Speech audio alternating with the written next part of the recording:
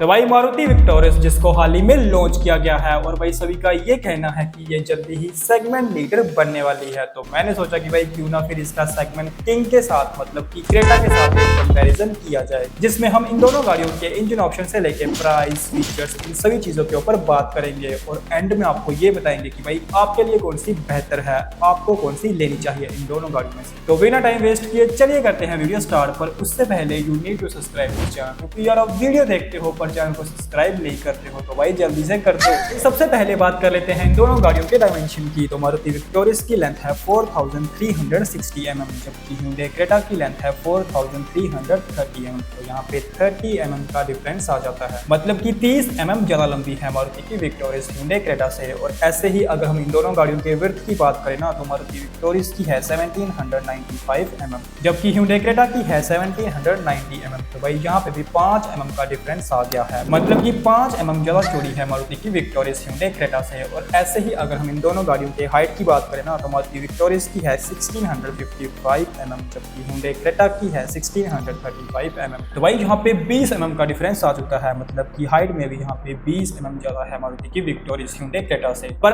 अगर हम wheel base की बात करें ना, तो मारुति विक्टोरियस का है 2600 mm और जो hyundai क्रेटा है उसका है 2610 mm। तो भाई सिर्फ व्हील बेस को ही छोड़ के हर चीज में मारुति की जो विक्टोरियस है वो hyundai क्रेटा से आगे है। चलिए अब बात कर लेते हैं इन दोनों गाड़ियों में मिलने वाले इंजन ऑप्शन की। तो पहले हम मारुति की विक्टोरियस की बात कर लेते हैं। तो भाई इसमें आपको एक 1.5 लीटर का माइल्ड हाइब्रिड सिस्टम मिल जाता है with front wheel drive and all wheel drive with 5 speed manual and 6 speed automatic transmission के साथ। और दूसरा है 1.5 लीटर का स्ट्रॉन्ग हाइब्रिड, जो कि आपको सिर्फ फ्रंट व्हील ड्राइव में ही मिलेगा। और ये इंजन भाई आपको 103 horse power and 139 Nm torque produce करके देगा विद ECVT। और तीसरा है 1.5 लीटर का पेट्रोल विद CNG, जो कि आपको 88 horse power and 122 Nm torque produce करके देगा विद 5 स्पीड मैनुअल ट्रांसमिशन के साथ। और ऐसे ही अगर हम क्रेटा में मिलने वाले इंजन ऑप्शन की बात करें ना, तो पहला है 1.3 लीटर का पेट्रोल इंजन, जो कि 115 horse power and 144 Nm torque produce करके देगा।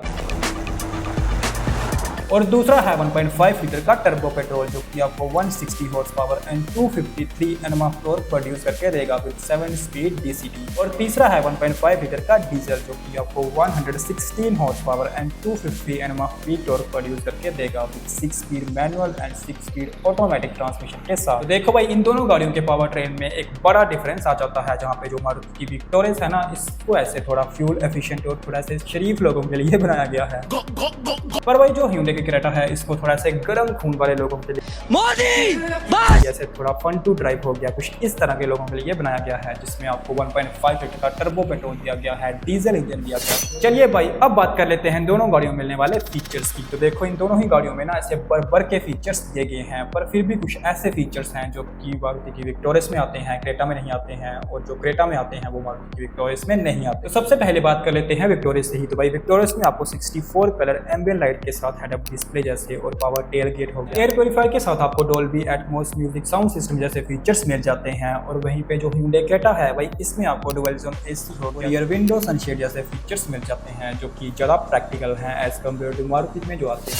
अगर हम इन दोनों गाड़ियों के प्राइसिंग की बात करें ना, तो मारुति विक्टोरियस का है 10,50,000 to 19,99,000 शोरूम, और वहीं पे क्रेटा का प्राइस है 10,73,000 to 20,50,000 शोरूम। वही प्राइस में भी आपको मारुति की विक्टोरियस थोड़ी सस्ती मिल जाएगी, 50 से लेके 60-70 हज़ार रुपये कुछ ऐसा ही आएगा। चलिए भाई अब आ जाते हैं मेन कंक्लूजन पे और देखते हैं कि भाई आपके लिए कौन सी बेस्ट है, आपको कौन सी लेनी चाहिए। तो देखो भाई अगर आपको एक फ्यूल एफिशिएंट गाड़ी चाहिए ना, जिसमें भाई हाइब्रिड भी हो, CNG भी हो, तो आपके लिए मारुति की विक्टोरियस एक परफेक्ट चॉइस बन जाएगी। और ऊपर से भाई मारुति सुजुकी है, और भाई पहले तो लोग मारुति सुजुकी गाड़ियों को ट्रोल भी करते थे उनकी सेफ्टी को लेके कि भाई ये 0 स्टार लेके आती हैं, उनकी जो बिल्ड क्वालिटी है वो बकवास है। पर भाई विक्टोरियस को पूरे के पूरे 5 स्टार सेफ्टी रेटिंग मिली है। और अगर आप ऐसे नंबर्स में देखोगे ना, तो ये भाई टाटा की हैरियर और सफारी को भी पीछे छोड़ चुकी है नंबर्स में, सेफ्टी में। पर अगर आप ड्राइविंग के शौकीन हो, आपको ऐसे फन टू ड्राइव पावरफुल गाड़ी चाहिए जिसमें भाई आपको टर्बो भी मिल जाए, डीजल इंजन भी मिल जाए, तो भाई क्रेटा से बेहतर कुछ नहीं है, जिसको चला के भाई आपको मजा आएगा। और आप जानते भी हो जो hyundai क्रेटा है भाई उसकी कितनी तगड़ी रीसेल वैल्यू है इंडियन मार्केट में, ऐसे खड़े खड़े बिकती है। बाकी अगर आपको इसका किया शेल्टोस के साथ एक कंपैरिजन देखना है ना, तो आप मुझे कमेंट सेक्शन में बता सकते हो, मैं फिर आपके लिए वीडियो बना दूंगा।